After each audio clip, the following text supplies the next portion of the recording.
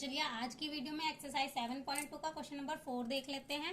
Find the ratio in which the line segment joining the points of -3, 10 and 6, -8 is divided by -1, 6। इस question में हमारे पास एक line segment है। ये हमारा लाइन सेगमेंट है जिसके हमें कोऑर्डिनेट्स दे रखे हैं। ये हमारा ए पॉइंट ले लेते हैं, इसे बी ले लेते हैं। इसके कोऑर्डिनेट दे रखे हैं -3, 10 और बी के कोऑर्डिनेट्स क्या हो जाएंगे 6, -8। यहाँ पे अब इस लाइन सेगमेंट को डिवाइडेड किया गया है जिसके हमें कोऑर्डिनेट्स दे रखे हैं -1, 6। हमें क्या फाइंड करनी है, इसकी रेशो फाइंड करनी है। दैट मीन्स m1 और m2 की वैल्यू फाइंड करनी है। तो अब रेशो फाइंड करने के लिए हम सबसे पहले रेशो को लेट कर लेते हैं। Let ratio equal to k:1। Ratio को हमने क्या लेट कर लिया, k:1। अब ये हमारी हो जाएगी x1 y1 x2 y2 की वैल्यू।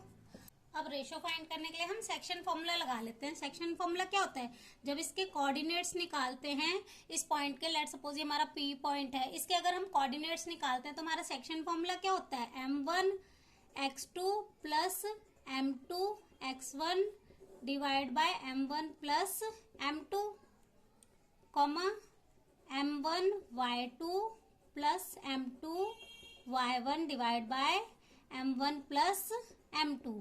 अब हमने रेशो को क्या लेट किया है, k:1। तो हमारी m1 और m2 की वैल्यू क्या हो जाएगी, m1 हमारा हो जाएगा k और m2 क्या हो जाएगा 1।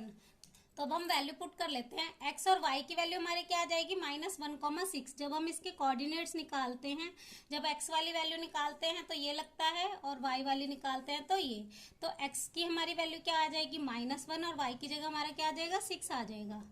अब हमारी m1 की वैल्यू क्या आएगी k, तो k इंटू x2 की वैल्यू हमारी क्या है 6 प्लस m2 की वैल्यू 1 इंटू x1 की वैल्यू -3 डिवाइड में m1 और m2 हमारा क्या आ जाएगा k प्लस 1,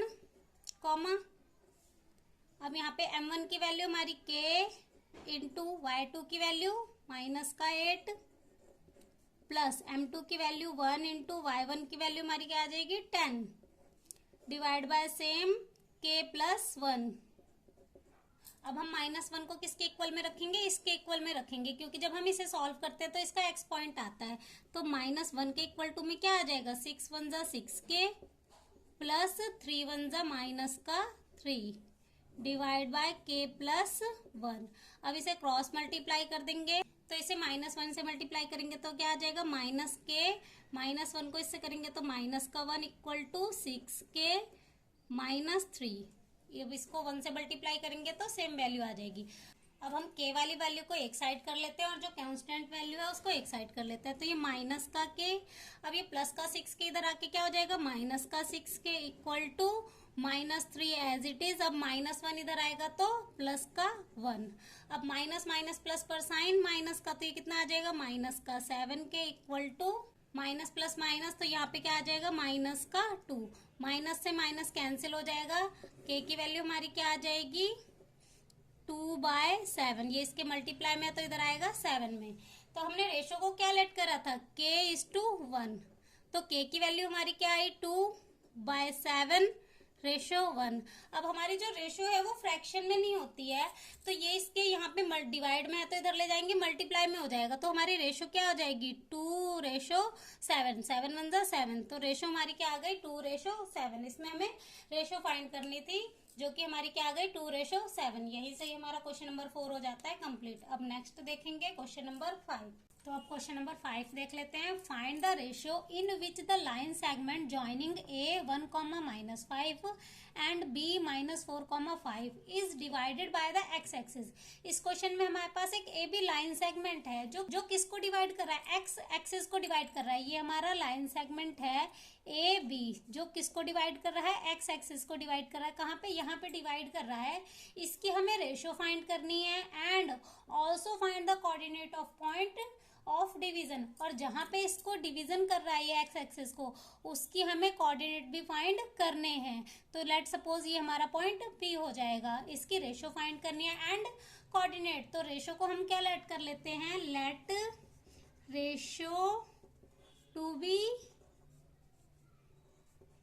k:1, रेशो को हम क्या लेट करते हैं, k:1, तो रेशो को हमने k:1 लेट कर लिया। तो सबसे पहले अब हम रेशो फाइंड कर लेते हैं, तो सेक्शन फॉर्मूले का यूज करेंगे। सेक्शन फॉर्मूला क्या होता है, m1x2 plus m2x1 by m1 plus m2 comma m1y2 plus m2y1 divide by m1 plus m2। ये जो हमारी रेशो होती है ये हमारा m1 m2, और जो a के कोऑर्डिनेट होंगे वो x1 y1, तो हम इसको लिख लेते हैं 1, -5। b के कोऑर्डिनेट क्या है, -4, 5। ये हमारा x1 y1 x2 y2। अब यहाँ पे अगर हम p पे जहाँ पे ये डिवाइड कर रहा है, इसको अगर हम देखें तो ये x एक्सिस पे डिवाइड कर रहा है, तो y की वैल्यू हमें मिल जाएगी। यहाँ से y की वैल्यू हमारी क्या होगी, 0 होगी। तो हम y वाली वैल्यू के इक्वल टू में क्या लिखेंगे, 0। तो हमने y के इक्वल टू में ही 0 क्यों रखा, क्योंकि हमारी ये x एक्सिस पे डिवाइड कर रहा है, तो हमारी y की वैल्यू 0 होगी। हमारे पास यहाँ पे y वाली वैल्यू है, तो हम इसका ही यूज करके रेशो फाइंड कर लेते हैं। m1 की वैल्यू क्या है, k इंटू y2 की वैल्यू हमारी क्या है 5, प्लस m2 की वैल्यू 1 इंटू y1 की वैल्यू क्या है हमारी -5 divide by k plus 1 equal to में 0, क्योंकि हमारी यहाँ पे y की वैल्यू 0 है। अब k को 5 से करेंगे तो ये आ जाएगा 5k, 5 1 जा -5 divide by k plus 1 equal to 0। अब इन्हें क्रॉस मल्टीप्लाई करेंगे तो ये हमारा 0 बन जाएगा। ये 5k -5 इक्वल टू, इसको 0 से मल्टीप्लाई करेंगे तो ये 0 बन जाएगा। अब ये -5 उधर जाएगा +5, और ये इसके मल्टीप्लाई में है तो इधर डिवाइड में, तो 5 1 जा 5। तो हमारे पास रेशो क्या आ गई, रेशो हमारी आ गई, रेशो को हमने k:1 लेट किया था, तो k की वैल्यू हमारी 1, तो रेशो हमारी आ गई 1:1।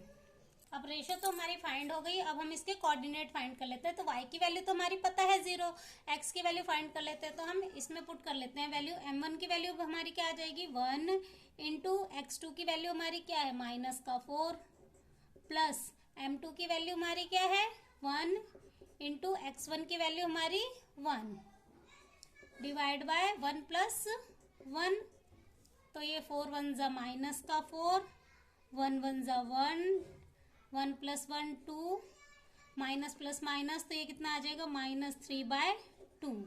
x की वैल्यू हमारी क्या आ गई -3/2, और y की वैल्यू हमारी क्या थी 0। तो इसके p पॉइंट के हमारे कोऑर्डिनेट क्या आ गए, p पॉइंट के कोऑर्डिनेट आ गए -3/2, 0, और रेशो हमारी क्या आई थी k:1। यहीं से क्वेश्चन नंबर 5 हमारा हो जाता है कंप्लीट।